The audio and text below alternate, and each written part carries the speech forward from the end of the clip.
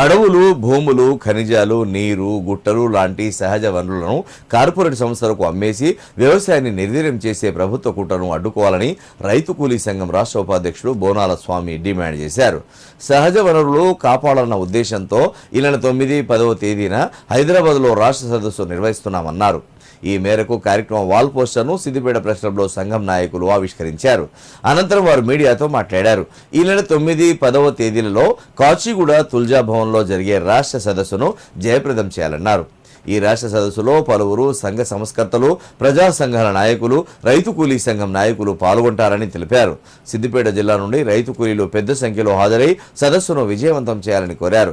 అలాగే ధాన్యం కొనుగోలులో జాప్యం వల్ల రైతులు అనేక ఇబ్బందులు ఎదుర్కొంటున్నారని, ప్రభుత్వం వెంటనే రైతుల సమస్యలను తీర్చాలని డిమాండ్ చేశారు. సమావేశంలో రైతు కూలీ సంఘం నాయకులు పాల్గొన్నారు.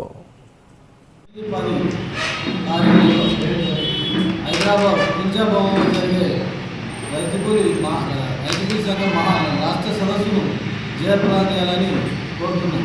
అలాగే అడవులు, భూములు, ఖనిజాలు, నీరు, గుట్టలు కార్పొరేట్ కంపెనీలకు అప్పగించకుండా రైతులకే దక్కాలని మేము డిమాండ్ చేస్తున్నాం.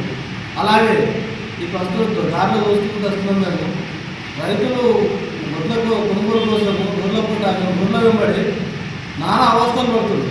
తక్షణమే ప్రభుత్వం 2-3 రోజుల్లో ఎందుకంటే వానాకాలం సీజన్ స్టార్ట్ అయింది కాబట్టి దాన్ని ఖచ్చితంగా రైతులకు ఇబ్బంది కలగకుండా కళ్ళాలో ఉన్నటువంటి ధాన్యాన్ని మిల్లులో తరలిస్తారా, మీరు గోదాములో తరలిస్తారా, రైతులకు మాత్రం ఖచ్చితంగా ఈ 2 రోజులలో ఎట్టి పరిస్థితుల్లో కళ్ళాలో ఉన్న ధాన్యాన్ని తీసుకుపోవాలని డిమాండ్ చేస్తారు.